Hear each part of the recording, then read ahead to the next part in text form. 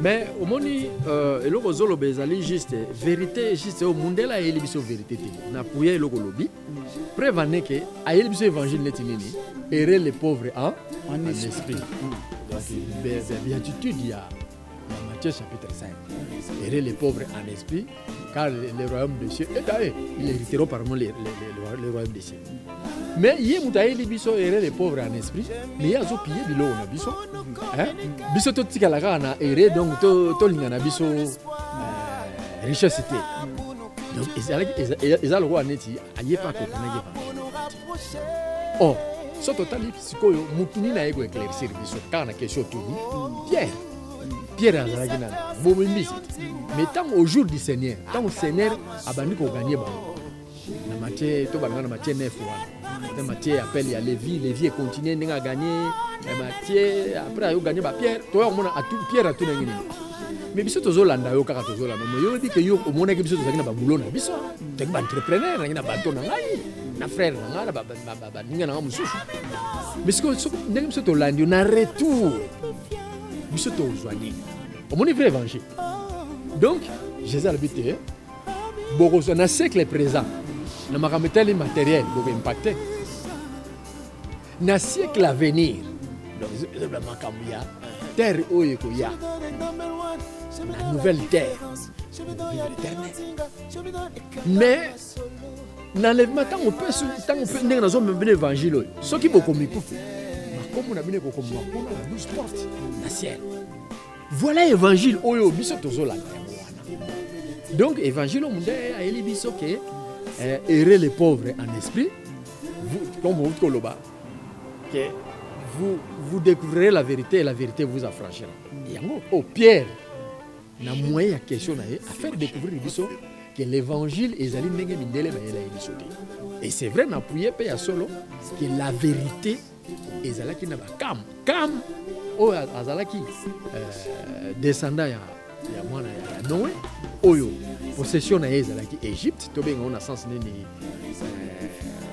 héritage na ye du biso to bimi na lini wana.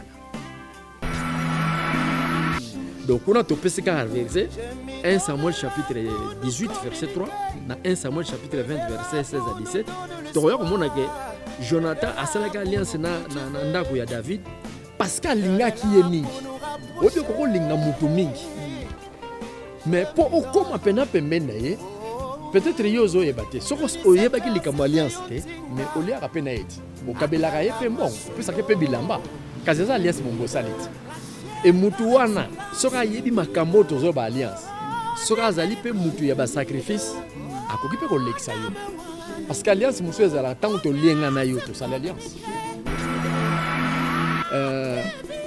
na ba mariage tant famille ndimi mobali bandimi ke bon mwana na biso to ndimi mobali wana mobala mais tant bandimi après ba sala ni balba boko ke ne libumu nzala te non oui donc faut pas passer na mesa voilà tant bo passer na mesa bino bo moni bo lié mais bo sceller alliance ya masolo wana bo sisi ko solo voilà na pesi deuxième phase troisième phase tant to zarana ba ninga ba master ce qui master wana pena za vrai amina yo obano benga na ndako faya mais batimi ba yeba teke tant yozo bazo bengi so na ndako ya muninga na yo wana andimaka bo passer mesa ensemble et ça alliance mo mabozo ça yango Abimelech awa en comprenant biloko surtout dans verset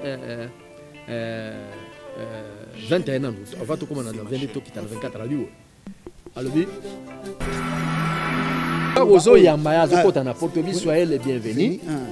Voilà mon humble demeure nakanisi ndenge to yambi yo au côté na espace au biso to pasaka vina biso na bandeli lisusu bandeli na espace oyo biso to pasaka vina biso. Donc ndenge côté awa au côté sepela na ko sepela ko kota na yo ezala lipamboli mais ezala te ko côté po sous-vêtement na nga o mona ki peut-être na toilette tango yo kobima okeko eloko nyonso yo mona ki na ndako nanga donc okeyi naki no yo ko na libanda donc likamoko o yo moni na ndako nanga yo okeko panza donc ndenge tokotisi yo okotine na alliance ya famille na biso. Voilà, ici quand on a passé la vie, tu es le bienvenu. Donc toza na o ebele ya kopesa yo te. Ce qui m'a ezali mayo toza na ngona mwa mikate toza na ngoto kokabola. Mais siko yo ngonga mingi ba.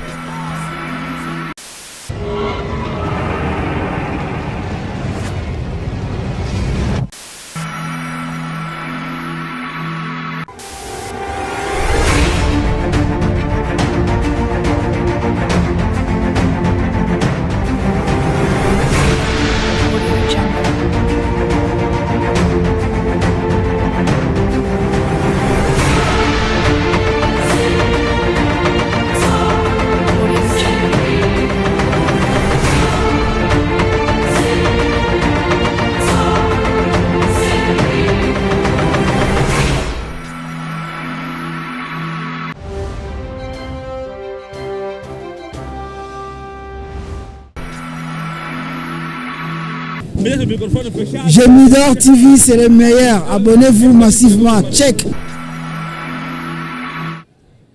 Gostaria de agradecer a vossa televisão Gemidor TV, da Suíça para o mundo Cosmo. Muito obrigado. Bem-aja a vossa televisão.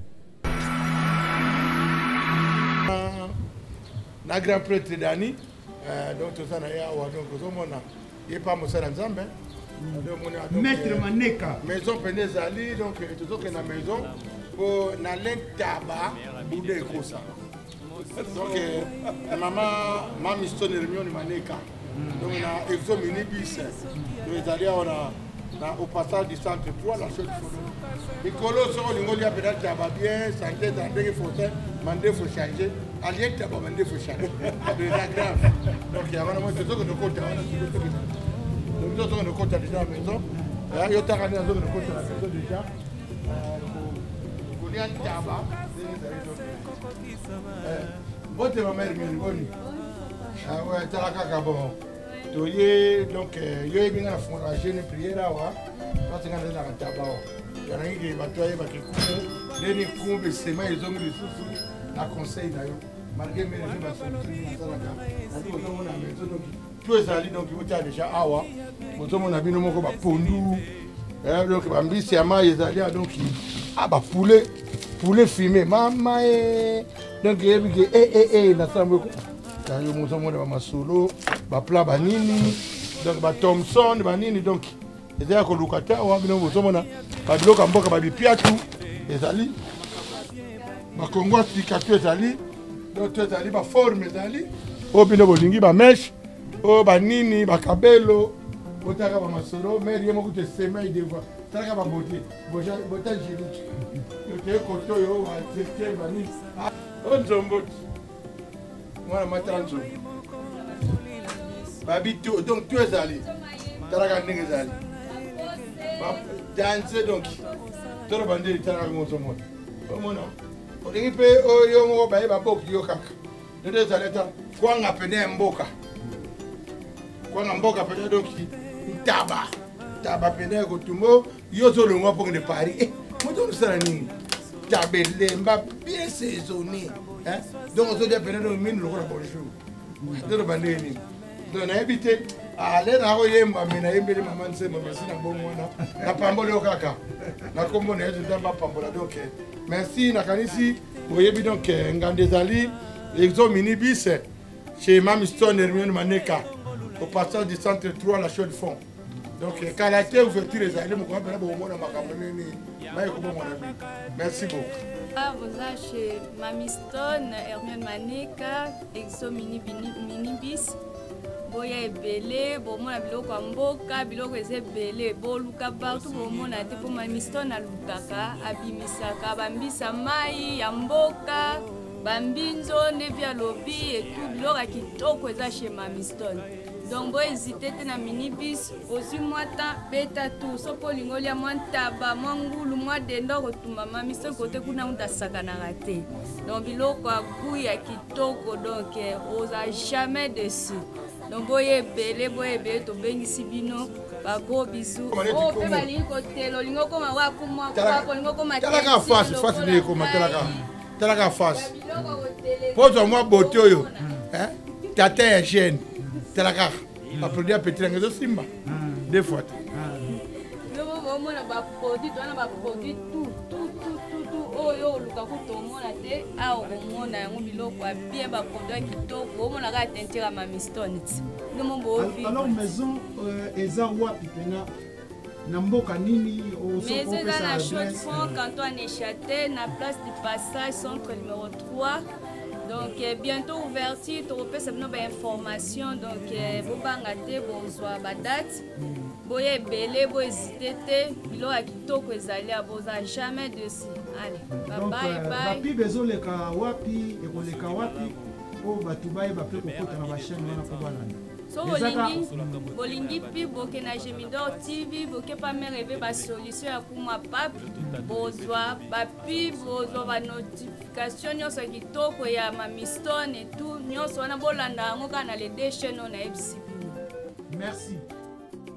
Gemidor la télé number 1. Gemidor c'est la différence du monde médiatique.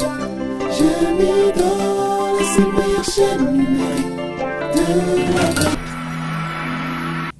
Mbote bandeko batala Gemidor TV tokutani sumuka lelo 4 na itando ike ndeka bino mo boyebi ndenge bosenga biso toyaka toujours pona kosala oyo botinda biso tozana pona ko servir bino na tango nyonso botinda biso nango mukola lelo vraiment eza esengo mingi ya komona ke tozala na itando ike na o moko to bengi apôtre na oyo bosenga ki vraiment yeyo tozane na plateau bientôt ye moko akoleka suko se présenter comme il se doit katina Gemidor TV nango mukola lelo avant to kene na ko bande mission na biso to kopesa bande ko nyonso o balanda biso na bokebi bambote belé pe o ba soutenir ka biso vraiment katina Gemidor TV bambote ebele place nyonso tout bozwami pe ndeko yo oza abonné te luka o s'abonner vraiment na Gemidor TV po ozangelo côté na yango tokemba la moko na kopesa Myriam coiffure bambote belé to bosanité mamiston malewa bambote ebele maneka bambote belé place nyonso tout bozwami pe to moni vraiment o eza esengo mingi komona ndeko pe auti pe ko fungolisa o eza maison africaine 4 na Chaux-de-Fonds alors tozo sepela mingi komona ke tangu bandeko bazo komaka ba entrepreneur eza esengo mingi 4 na communauté parce que toza na posa communauté et avancer et que de liboso to yakaka ka kotika batute basala ka ba entreprise mais tangu bandeko mususu pe ba komi kozwa initiative ya kosala ba entreprise il faut ko encourager bango ndenge pe tozo senga bino pe ndeko bo encourager pe de onzinga 4 na Gemidor TV na yango tobosanité Myriam coiffure bambote belé place ozwami tokepe na ngola kopesa en tout cas génial bambote ebele vraiment place ozwami bande konyo surtout o balanda biso na ngola pe o basala ka 4 na Gemidor TV bambote na bino na Kinshasa pe tobosanité en tout cas Zeni Kumbi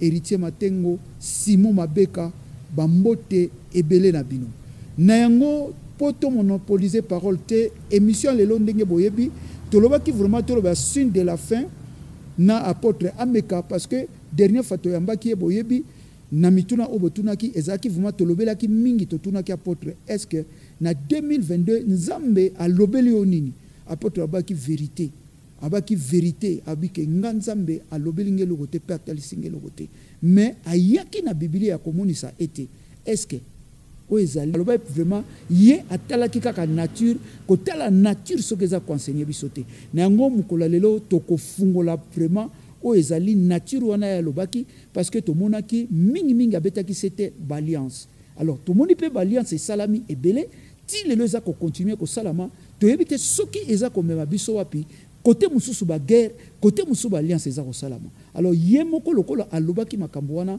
aza pe na habilité ya koexpliquer bisongo malamu pe na ba question obotunaki nango to kene malamoko kopesa vraiment apôtre bonjour apôtre. Bonjour mon frère. Nicolas Belé apôtre.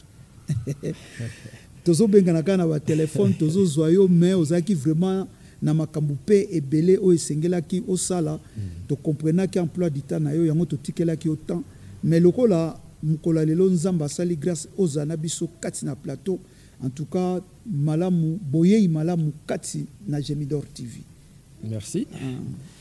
alors tokende vraiment ndenge ezalaka kaka tomoni ete yango oyo libota toza sûr que par la grâce de Dieu tout va bien. Ouais, tout va bien. Tant que tous allons vivre ensemble, tout va bien. Ah, d'accord. Tout va bien. Et puis, makambo etonga, ils kende pesa ko avancer. Oui, tous lancé même Mbela. Bon, les amoureux de la parole, hein, oui. Bato balingi nzambe. Bien que nzambe ndalingaki biso liboso, mais tango yo sosoli ke en tout cas bolingo na nzambe pa na ngesengeli na kwa ko devoir rier na ba jour na ya sengi na kwa ko kumisaka ye. Déjà tous en etonga na rue de la Paix 126. D'accord. Donc moto yo azana besoin ya ko alinga ya ko kumisa nkolo. Tous on a donc tous les dimanches tous on a de 14h à 16h. Donc ce qui est enseignement moko et là pena très kitoko. Donc il est 16h15 mais il tombe déjà encore ça à Pessibiso Sika. D'accord. On a yom tozulu ke sika osangana. Donc so ozane sikate sika yango wana mais so ozane tonga na yo donc ko ya te zala ne tonga na yo. Ah d'accord. Voilà. Alors tu n'as pas eu apôtre parce que dernière fois tolobelaki o etali vraiment signe de la fin. Oyo monisaki ke batuba sala ba alliance yango to ngai ko zonga na mutuna na komona parce que to moni ba alliance ebele et salami na batu na ba musicien par-ci par-là komona pe ba guerre mais komona batu bazo sala ba alliance alors eloko nini oyo ngai ko lobela biso kati na alliance. Merci mon frère Zinga. Depuis to koti na loba 2022 oyo 2022 normalement et c'est confirmé pendant la alliance comme on a ndenge ba chiffre ngo ezali ko soto mito ndenge to décortiquer kiango et pesi biso chiffre 8 or na Israël soto bito tanga quand même na total la Bible poto ba to jo moi preuve moko ya moke ya alliance même na Bible nzamba za yeko senga bala mibali nyoso ba robotama donc wana eza na biso na Genèse chapitre 17 Genèse chapitre 17 na verset 13 a balbe na biso boy na verset 13 et le Bible Dieu dans la 9 le Bible Dieu dit à Abraham toi tu garderas mon alliance. Toi et tes descendants après toi selon leur génération. C'est ici mon alliance. Mon même a répété des fois mon alliance. Que vous garderez entre moi et vous. Et ta postérité après toi, tout mâle parmi vous sera circoncis. Vous vous circoncirez et ce sera un signe d'alliance entre moi et vous. Donc verset 12. À l'âge de 8 jours, tout mâle parmi vous sera circoncis. Selon vos générations, qu'il soit né dans la maison ou qu'il soit... Mais verset intéressé, à 13. On devra circoncire celui qui est né dans la maison et celui qui est acquis a pris l'argent. Et mon alliance sera dans votre chair une alliance perpétuelle.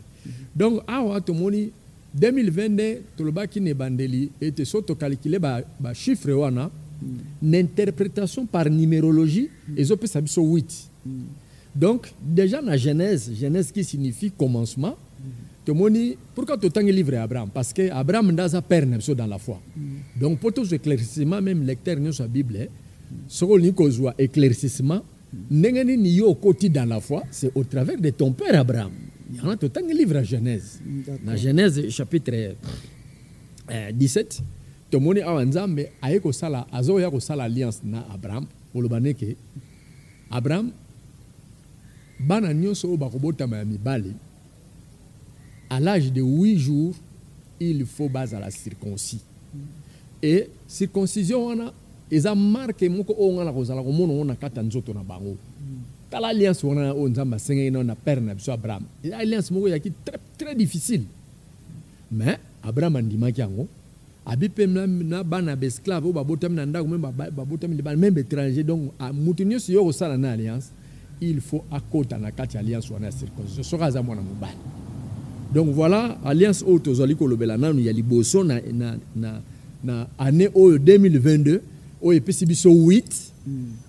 Donc eza année ya ba donc mutu revoir alliance na yo même to somona ata na bamboka to somona to jona particulièrement Angola et tango na bazobunda pour la libération en mboka Angola et salaki ba leader misusu basali alliance na ba Cubain misusu basali na ba Russe hein donc chacun a salaki ba misusu basali na américain mais to tanga ba kombo ba leader wana te mais to yebika histoire wana ngele kaki donc ils allaient une forme ya ba alliance pour se positionner donc alliance en tout cas ezalaki loko pour se positionner parce que même na mokili bonde to vivant natana biso tozo vivre bon soki nzambe asengaki Abraham ngai na lobaki no bima na ndako ba parana na yo kende sika oyo yebite pona lingi ngai na tambola na yo mais nzambe soka lingi ko tambola na yo akosala no tout d'abord alliance soki na nzambe kuto alliance ezali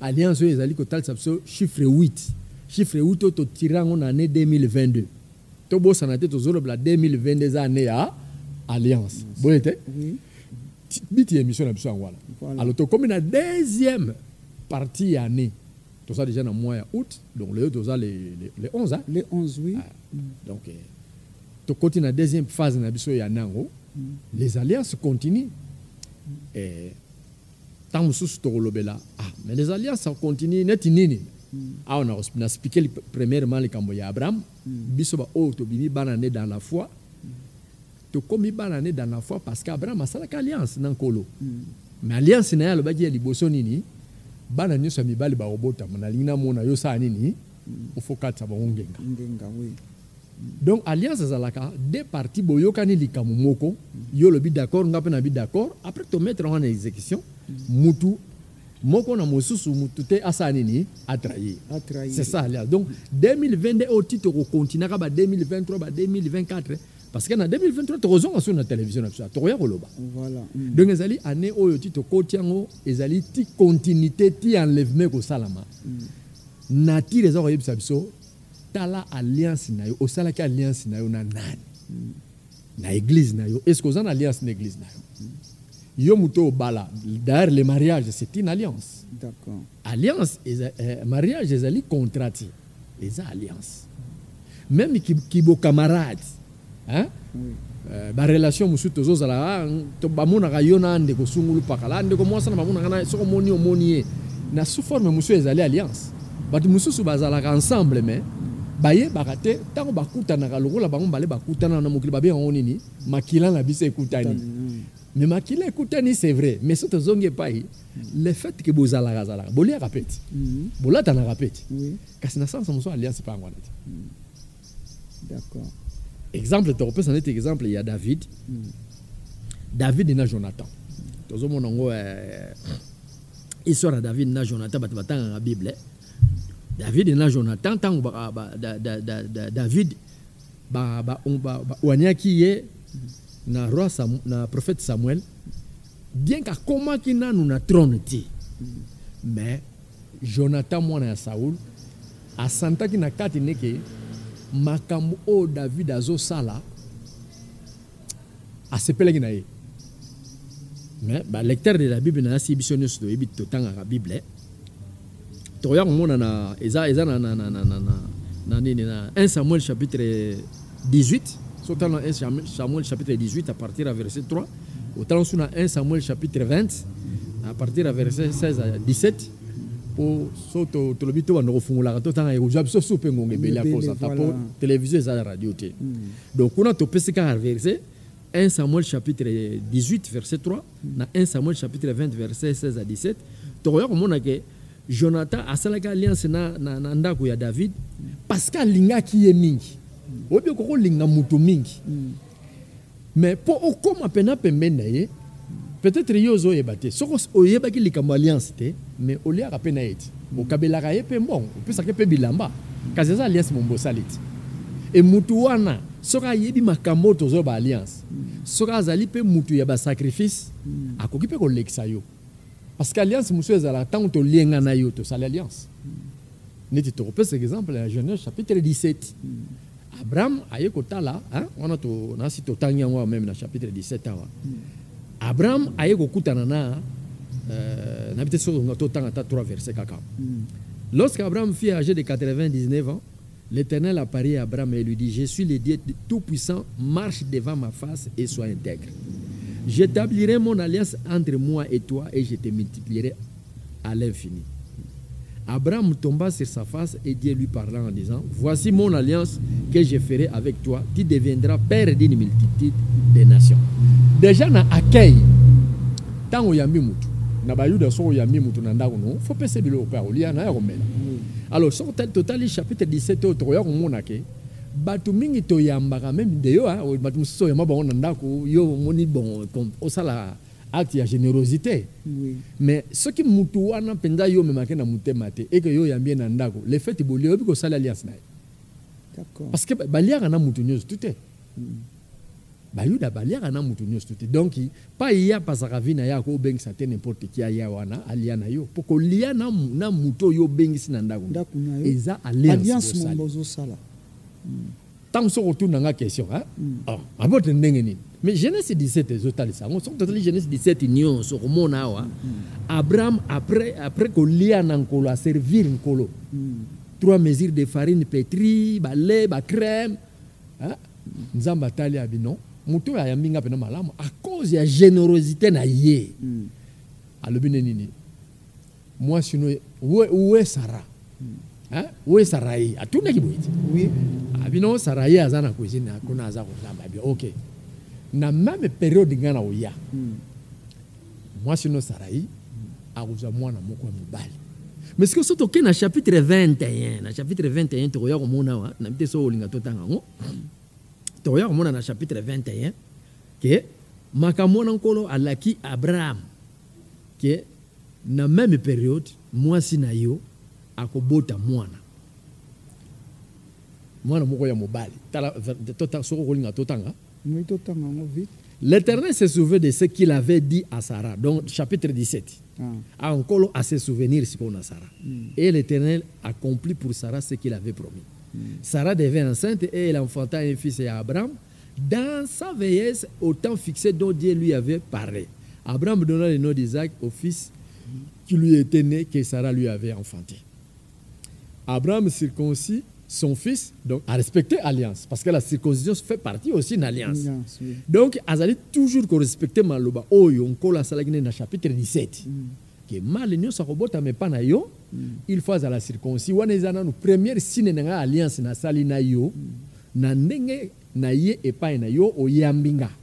D'accord. Au pesinga biloko olia. Bana nous se barobota mais à l'étranger na katandaku, sokaza ya mobali. Signe ongana na rondima ke alliance ya ngana yo eza respecté na circoncision ya bana mibali. Mais na 21 to monia wa nkola Yesu ko a se souvenir siko na Abraham. Son total ya wa alobi boye.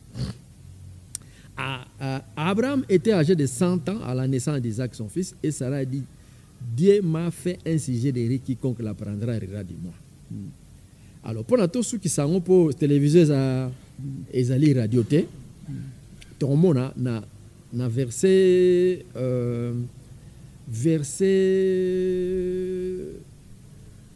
22. Na verset 22. Awa Abraham azali ko habité na désert ya Paran. Il y a une femme dans le pays d'Égypte. Mais en ce temps-là, Abimelech, accompagné de Picol, chef de son armée, parla ainsi à Abraham. Dieu est avec toi dans tout ce que tu fais. Jure-moi maintenant ici par le nom de Dieu que tu ne tromperas ni moi, tout le monde est associé une alliance, ni mes enfants, ni mes petits-enfants, et que tu auras pour moi et le pays où tu séjournes la même bienveillance que j'ai eue pour toi. Abraham dit, je le jurerai.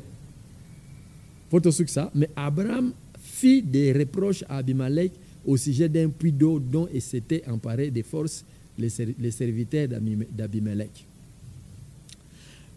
Mais verset oyo tozo suksela na yango na chapitre 21 pour nayebi ki peut ba question ezali pour fona répondre yango.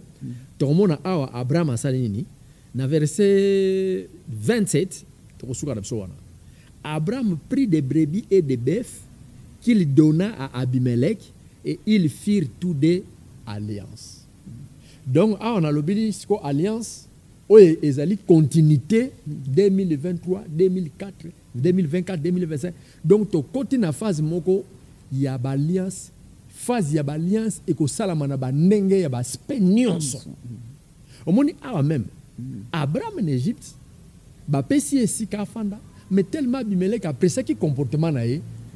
Alobi non, muto yo aza muto malamu. Na sengeli na sala ne kibundeko. Durant ces jours, durant tokozalaka na ye, agirenga akotikalaka kosalanga mabete. Abraham andimi yango. Mais tant Abraham andimi yango, pour l'alliance wana ezala sele, ndenge na uti kolobake, kibundeko mususu tosalaka ki amitié mususu tosalaka. Même si tolobi yango te ke tosala alliance, le fait que na bengaka o ya koliaka pana ngana liaka pana yo, eza alliance mama tosele. Donc alliance et koko sala na phase a kolia, et koko sala na phase a ko. Yango tango pe tozokaba, futo talaka. Ozo kabela nani. Po mutu musu tango yo kabeli. O kabeli ce que ça pena mutu ki na yo, o sala alliance na ye. Donc voilà un peu ce qu'on a corrobé dans la phase ya père na biso Abraham. Donc on a tellement moi muke wana po merci apôtre. Photo continuer puisque 2024. Boka moité tant on mona Poutine même. Hein? Guerre wana to lobele kango déjà. Ezali kamo ya alliance. Donc voilà qu'on a to fungula te o bazola na information ba ko comprendre mamlazo. D'accord. Alors ngai na lina profiter na ko tuna malamu parce que eloko moko etiktenga na kati ya makambo zoloba.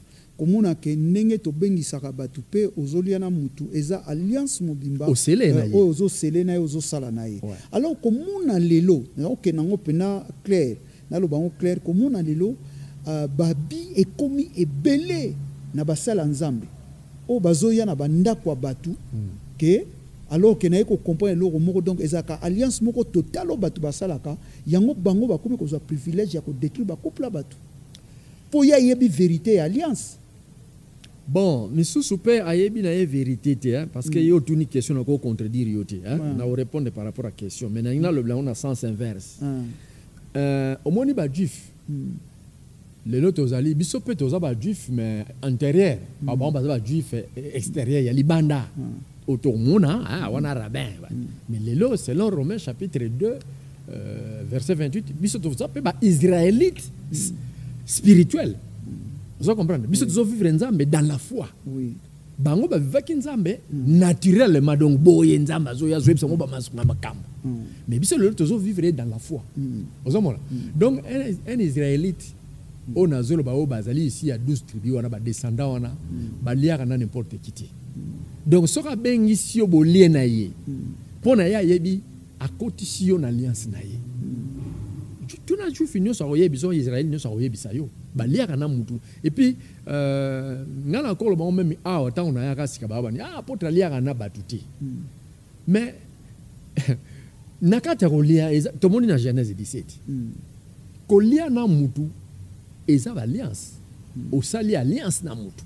Bo partager na ye biloko oyo yo lia kana ndako na yo. Bolia ngona ye. D'accord. Donc là ici allié et loko oyo yeuti na famille na yo. Na bité so comprendre. Oui. Et il y a côté une alliance non parce que yo muto bengi ye pour partager biloko kolia.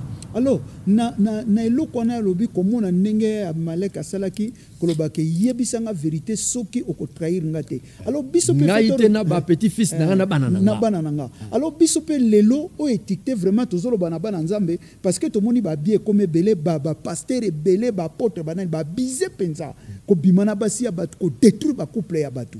Peut-être yango na tunaki motunana alors ndeko yozo landa biso zala mayele yeba ke ndenga apôtre otoloba mutu nyoso tu oyo zo partager ne bilé yozo lia yozo bengsa nanda kuno yeba ko zo sala alliance na ye. Alors ngai na koki kolobake na bato yo tozo yamba na bandaku soki vraiment eza c'est pas n'importe qui yo koki ko yamba. Oui, verset 23 est clair.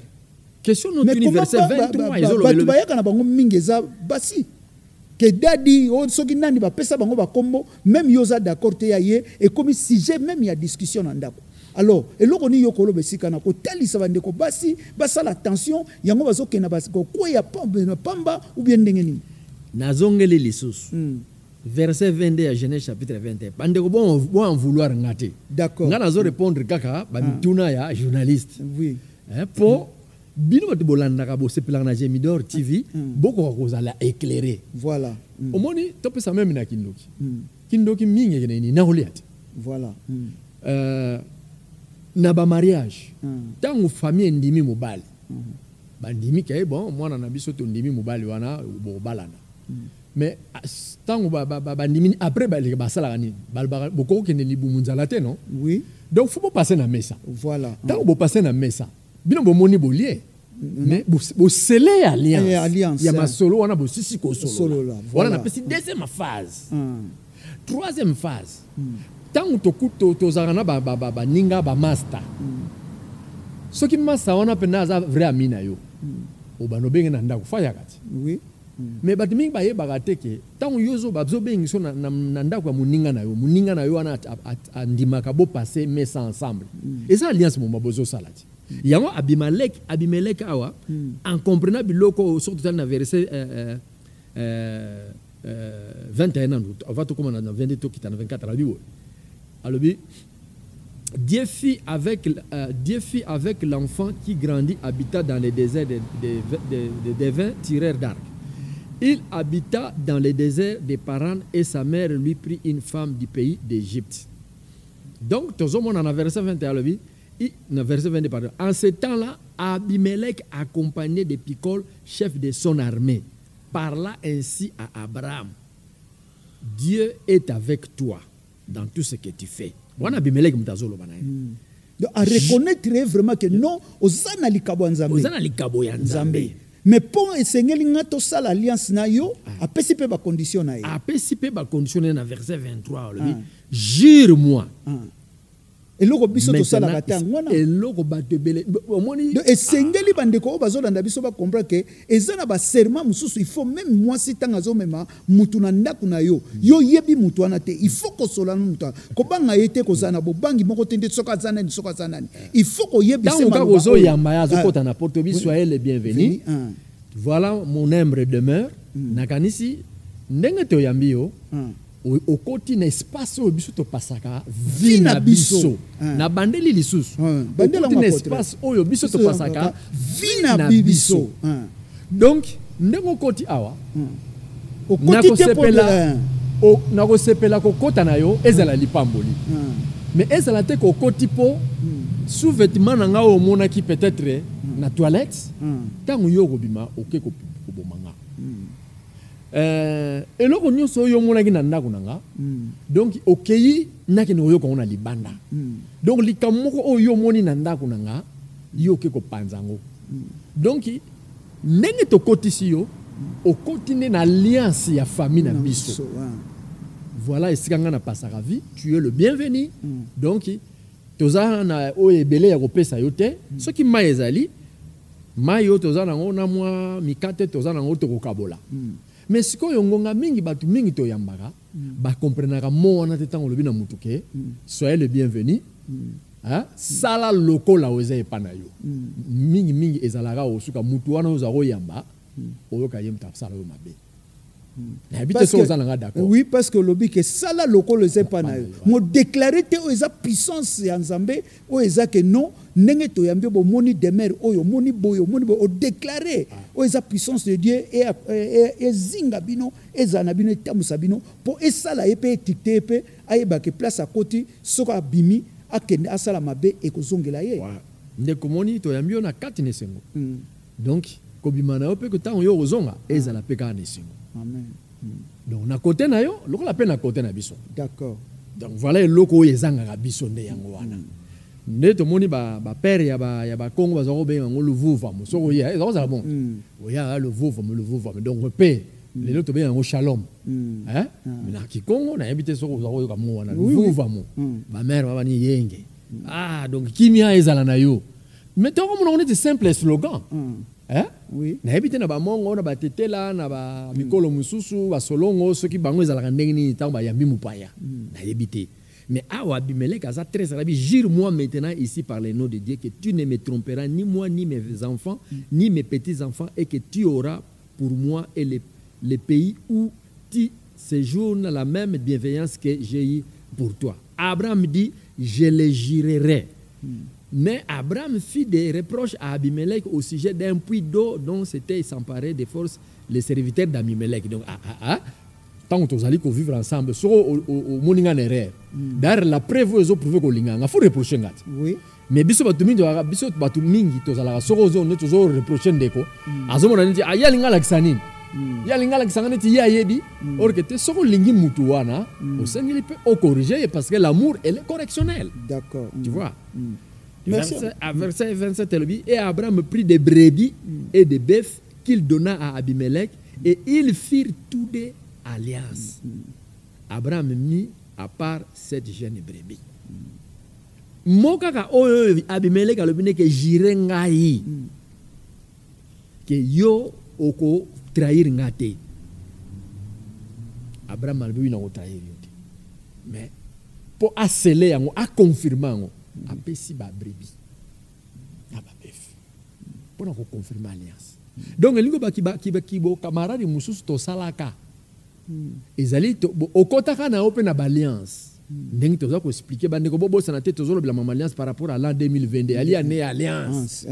Donc tozali net ko lendi sayo tambola na keba bien ko zana Yesu ba prière pe ezebele mozo bo sana ke okoko bonde lebele mais ce qui vit en ya bonzambe yozo vivre en te ezali zéro parce qu'Abraham pas avec l'homme de prière.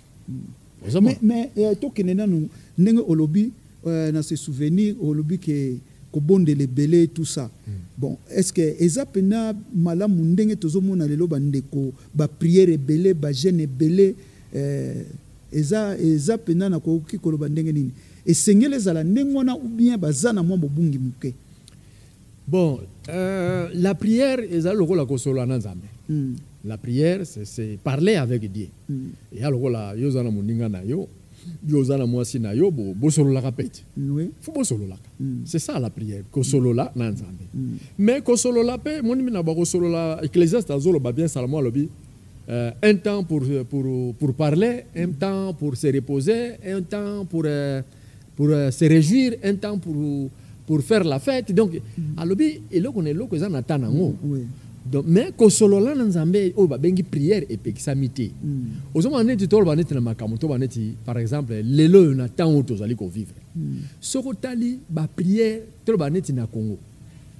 Donc même na Angola, même na Brazzaville, même na Nigeria wana pe ko sambeleze belé na Côte d'Ivoire, na Afrique du Sud, même en Amérique, hein, même en France. Ko sambeleze e belé. Mais est-ce que na ko sambele belé wana? Toza épargné na nini? Totali alliance. Parce que même offrande autant que ne ko pesa. Et ça alliance mombo salite. Neti na kolobela tango Abraham azopesa Isaac na 17 nzambe aye kotala bango bapesi bayambie na biloko kolia nzambe alobi na kosala alliance na yo pona hospitalité na 21 mois na wana botami nzambe aye lisusu abisiko na ye kosele alliance oto salinga na yo mais soki plus lo ya mona kanga nzambe na sengi susu Abraham susu pesanga mwana na yo wana oyo tala muta boti ya Sarah boti na âge environ 90 ans donc il va coûter 2 fois ménopause sikoyo nzambe wana apesa ki ye mwana wana aya ko bana Abraham susu pesanga mwana wana en offrande soki nasi soki Abraham ayebisa ki Sarah ke nazo jwa mwana ka nzambe albeka pesi biso na pesa ya en offrande Sarah linga te déjà mwana on a joué na 2 fois ménopause au carré sikoyo nzambe wana ya ko senga Jesus il y a peut-être que ça me boule mais dans la sagesse Abraham asalaki ni azui mwana wana Isaac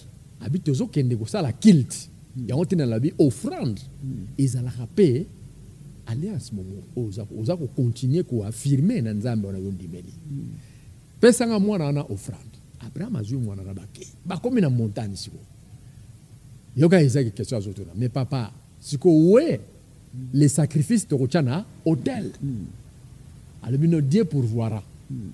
Mais tant aussi koyo Abraham a bongisi hôtel. Bref, aye pana Isaac. Azipie elamba na elongi. Isaac a compris déjà que ngamu tunaza offrande. Tant azu Isaac siko atie na hôtel. Aloba ke Nzambe yondo pesa ka pe yondo zwaka. Nazana kondima. Yo wana ka kopesa kinga.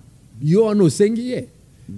Donc okoki pe kopesa nga pe 3 tam so pe 4 5 même 1000 tanga tombeli siko mopanga tia nzamba ye otala benini namoni vraiment siko yo sala nini olinga ngai tala pemeni belia zawana alors ngai na sali siko alliance na yo destala na likolo atali omoni nini betwa bon tala mabele omoni nini mabele oko kontango te alors descendance nous ezali boye multitude donc éco-peuplé ti jusqu'à jour oyo ngai na koya ko renouveler mon donc offrande pe autopesaka na église ezali pe ezali alliance mobimba oyo okoti na église wana omoni na moyen offrande ya Abraham esali nini epamboli offrande et faire rappeler Nzambe que alliance na salaki yo na yo o viola ngote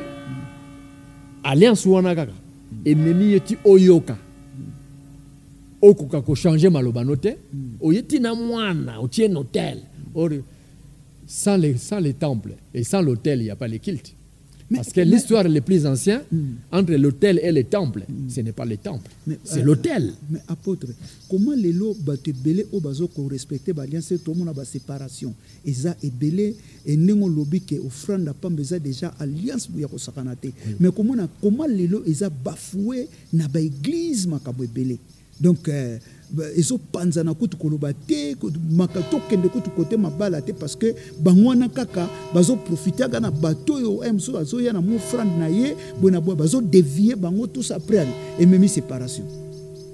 Bon, au moni peuple fois à l'enseigner. Ngala loba toujours bino moto landa. Une église ne grandisse pas par des prédications. Faut que l'église au esika ba enseignement ezali anti de 42 zo banamsoni. Il persévérait dans les enseignements des apôtres.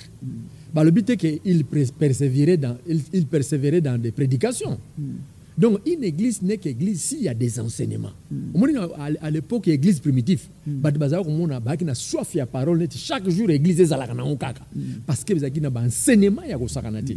Mais les églises hein bon na robenga ba batu mingi ba weleli hôtel mingi ba weleli mais kola benga ni peut-être pe bango mais bazela kite ba yoka bon kola benga mais ayebisinga nini voilà tant aux kamba église il faut être économe tant mbongo zokota mbongo musupozo ozotika ngona na kati ya caisse pona malamu ya ba brebis oyo yo zokamba parce que ça ba mpate ona yo po ministère no fonctionner te ozomona donc ba trouble les autres là problème zani ya nini manque ya enseignement l'enseignement est ali mal compris soit de l'église on a ba enseignement ti parce que si on a su ba enseignement makamba bo frando ya comprendre facile makamba ba alliance tozo expliquer koliana mutu ezali osalina alliance baliaka na mutu nyoso tuti pona nini abiso na awana na to baka na Occident même na Amérique partout na habité peut-être ne pe na Afrique pe za na bato musuba fonctionner ndengwana ngata na yeki bazolo bananga pango apota liaka na mutu nyoso tuti mais parce que na comprendre ki makambo wana d'accord baliaka na mutu nyoso tuti koliana mutu ezali osalina alliance alliance ezaka na kata koliate na kokaba moni Abimelech na Abraham hein le fait qu'a trouvé kaza mutu akozala na ye abendi azala mutu na ye ndito benga na mona bata mala mutu azala bazala papir a faire girer na lingi o girenga ningai ni bana nanga ni ba petit fils nanga oko trahir te Abraham a oui na o trahir te mais Abraham atali que pauvrement Abimelech a considéré ngwa zongo keza sérieux a ju ba brebi na ba bœuf a pesier. D'accord. Donc le fait que pesa ejete wana eza alliance mo mbasali aliko na Samson ngo banini na ko trahir te ndeka na lobino nego sala ndengwa. Alors na kati pas question tout nego na siko obayanga na bandako to yambie na ndako mais mingi biso bato mingi lelo ba buyi ko yamba na bandako eza pona makambo to zoloba. D'accord. Azo e baté ndenge yo me makena mutema to benga ke ya na ndako na yo eza alliance mo bimba oyo yo salina ye même si bolobana ngo boyete mais benga naka bokutanaka ceux qui vous ont matanga tam su mutali boso yo benga keza ye tam su fete ya eza ndenge ngona te eza alliance mo mabosala bien que bolobana ngo boyete boliana rapé ensemble bosungana ka bokabolana rapé bambongo mais eza alliance bozo continuer ko sceller alliance. D'accord. Alors nenge koyeba lelo tango batu tango tozoloba nayebi te soki eza libungi to eza nini mpo bato ebele lelo basalaka allusion na likambo te. Tout le monde entier parle, l'Afrique est le berceau de l'humanité. Na berceau de l'humanité ndenge ezolobama na eloko na motuna yoko kolobela bisoni. Quand on parle de l'Afrique et le berceau de l'humanité. Bon, ce que tu as l'Afrique est le berceau de l'humanité. Ezali biso que tu peux tendre tout bien, ouais. Tant que tu es dans la classe, na kati ya été elo, tu as découvrir que été elo ba te biso ndenge wa.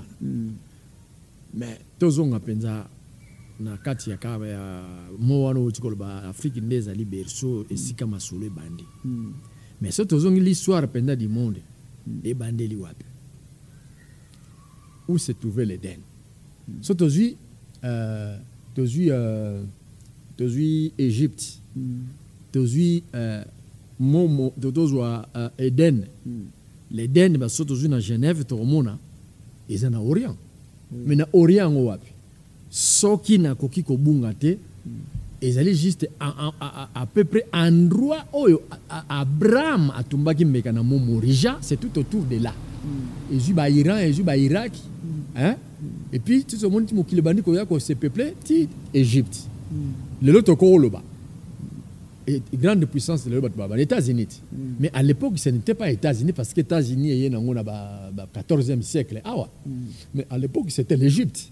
D'où nous sommes sortis aussi parce que l'Égypte est allée une terre ya Cam ouazala qui deuxième fils ya Noé.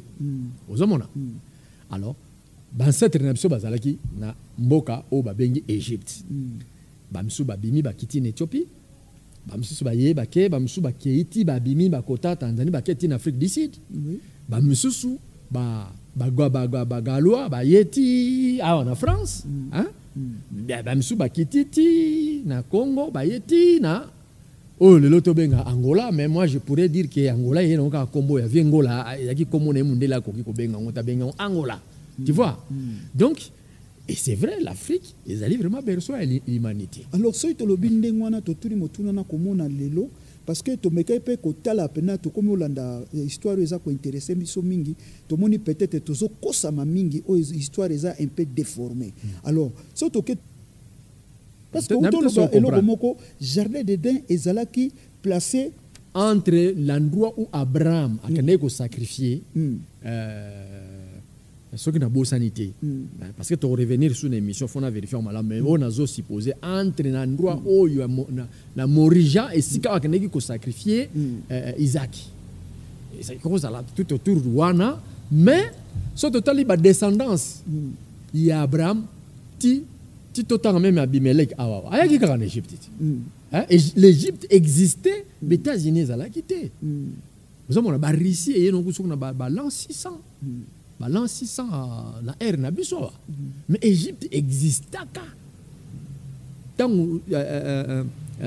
Noah boti banana tozomona na kati ya bana on a Sem Kam na Yafet.